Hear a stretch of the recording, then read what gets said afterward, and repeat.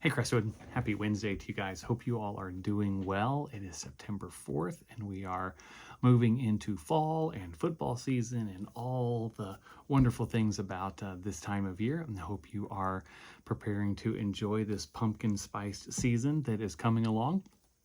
I'm honored to be with you and bring you this devotional for this Wednesday, September 4th. Today I'm thinking about the passage from Hebrews that says, "Never neglect to show hospitality to strangers because some have entertained angels without knowing it." Love that verse.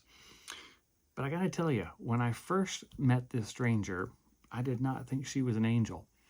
We were pulling out of the driveway of the house which we now live in after having seen it a second time. And I looked over to the neighbor's house, just curious who lived there. And there was a lady in the doorway standing there, arms crossed, kind of looking.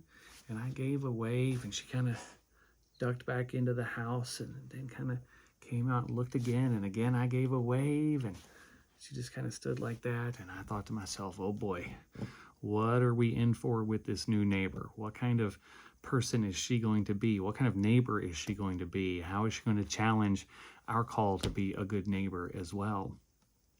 Once we moved in, our new neighbor came over, introduced herself, and very shortly in the conversation made a point to say, "Now, just so you know, this is my driveway.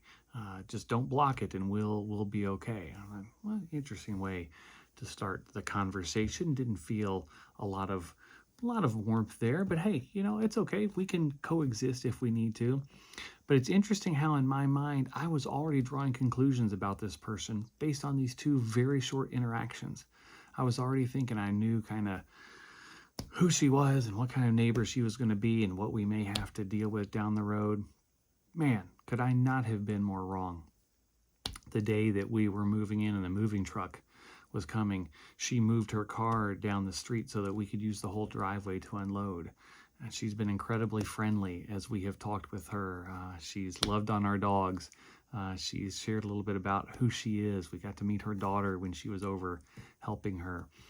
And I thought, boy, what a difference that interaction has made. And what if I had just stopped with my conclusions I was drawing based on that first or second interaction? What if I made some assumptions about the totality of who she was based on those things?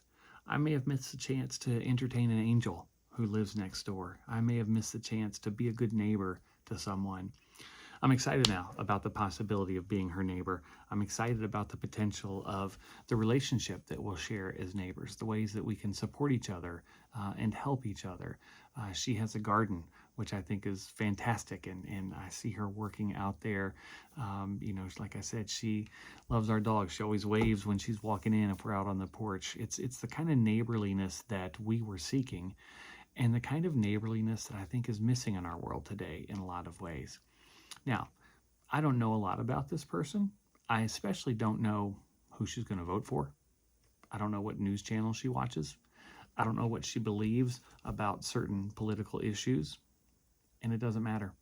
It doesn't matter in order to be a good neighbor to someone.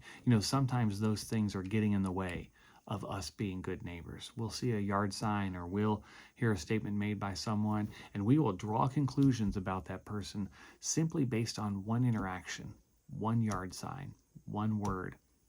And then we decide what we think about that person based on that. But what I love about the Hebrews passage is never neglect to show hospitality.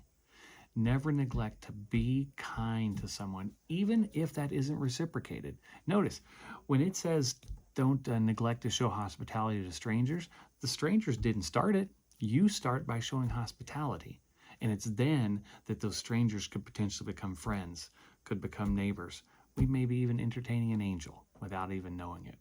So, Chris, what I want you to think today, how can you show hospitality to someone? Maybe someone that you otherwise would choose not to show hospitality to. Maybe someone you don't know at all. Never neglect to show hospitality to strangers. You just never know the other person's story. You just never know what God has planned for that relationship.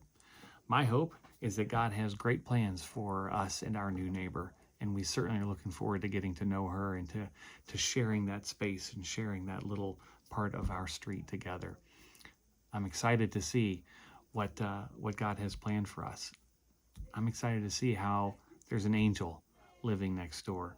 I never would have known that had I stopped at our first interaction. Crestwood, let's show hospitality today. This world is so desperate for kindness, for grace, for hospitality. Let's lead the way in showing that to others, especially to strangers. God bless you, Crestwood.